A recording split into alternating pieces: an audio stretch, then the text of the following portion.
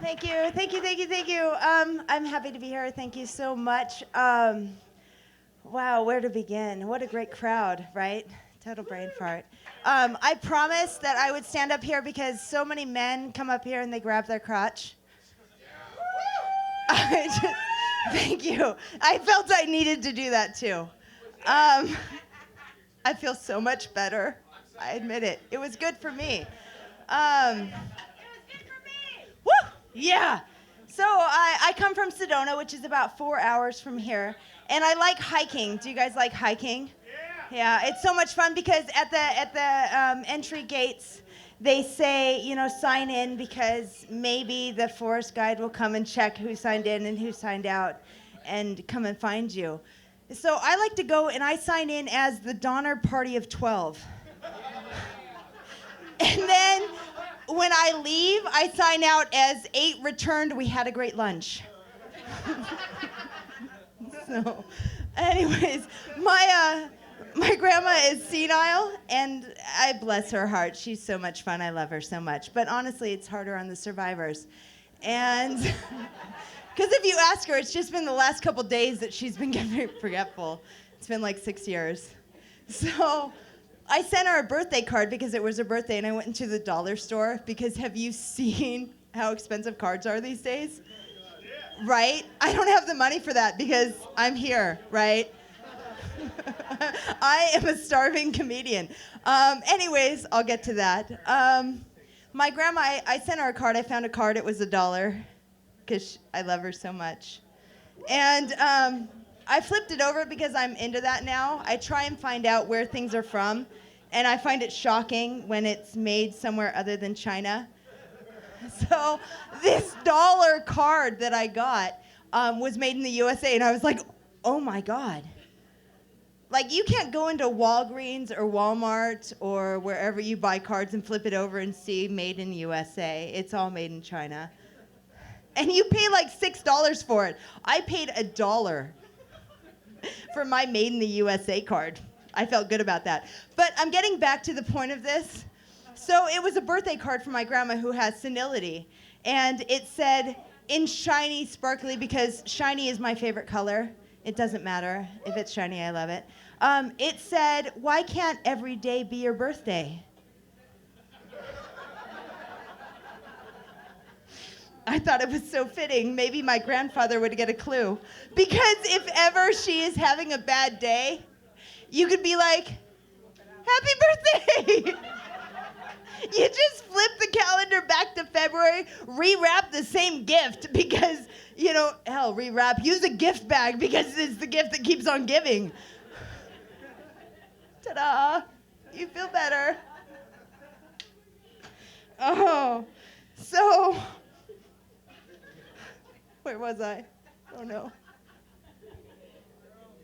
Oh, being a woman, is hard. My makeup kit comes with primer now. What the fuck? What the fuck, right? Primer? God, I'm getting old. Oh. I was a supervisor in a 911 center for 7 years. Seriously, ponder that for a second because think of that. On your worst day, you called me. 911, where is your emergency? I learned that I cannot make the phone ring by looking at it. Ring. Ring. I learned a lot about myself, though. I learned that I'm an adrenaline junkie with ADD. I also learned that I have a care zone. It's about this big. And some days it's smaller.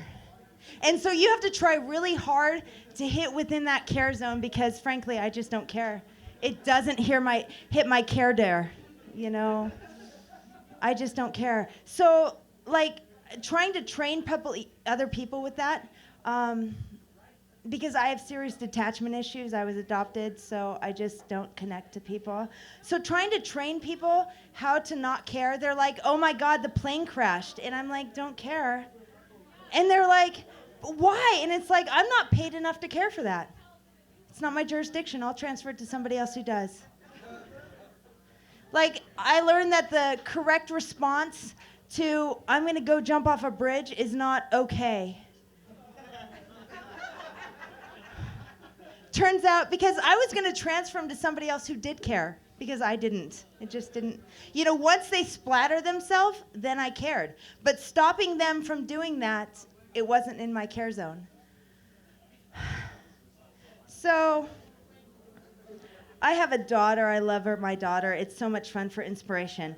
When she was little, you know, when they're little and they're on the playground, you go and you like follow right along and they go down the slide. And as they get older, you slowly back off and you back off and slowly you're sitting on the like grassy knoll at the playground.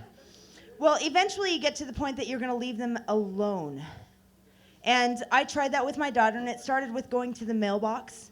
And then it went to the grocery store for a gallon of milk. And then it was, I'm going to go play racquetball, okay?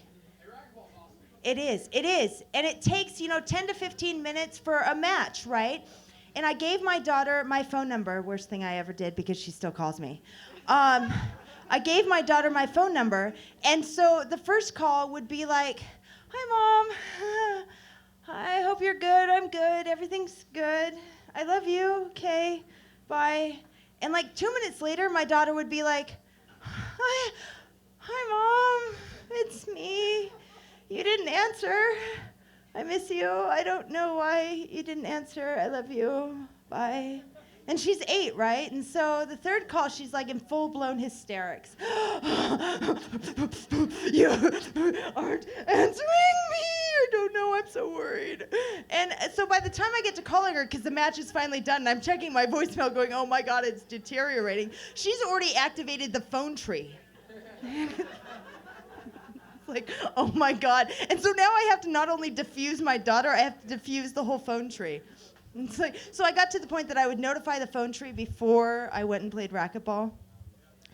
But my daughter is great because when she was little, they're so interactive. And they hand you this at the hospital, this bundle of human flesh, and they say, that'll be $300. Batteries not included, some assembly required. And you're like, oh, great, thanks.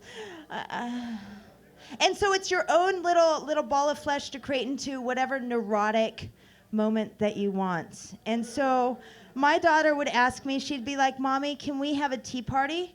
I'm like, oh, baby, I would love to. And so I would gather up a wig, and I would dust it with baby powder. I would gather up the tea, and I would flush it down the toilet. And she was like, that was not the kind of tea party I was hoping for. So then she would ask me, honey, Mommy, can we play house? And I'm like, oh, I would love to. And so I popped some Vicodin, I grabbed my cane, I started berating my minion and misdiagnosing the stuffed animals. Turns out that wasn't the kind of house she wanted to play either. Needless to say, I'm sending her to therapy twice a week. So I have about a minute. I better be quick. I never. Couch fund. Oh, I do have a couch fund. See, I realized that with my daughter growing up, she would be neurotic. And so I tried to prevent that. So instead of starting a college fund, because I figured I could mind warp her into getting good grades, you're going to be a vet. You're going to be a vet. You're going to be a vet. And so by that point, she'd be like, I'm going to be a vet because I don't realize I'm going to be anything else. So she could get scholarships to be a vet, but she can't get scholarships to see a therapist. So I started a couch fund. So anytime I warp her, a lot, and then my mother, I can say, you know what? I paid for that moment. It's in the fund. Thank you very much.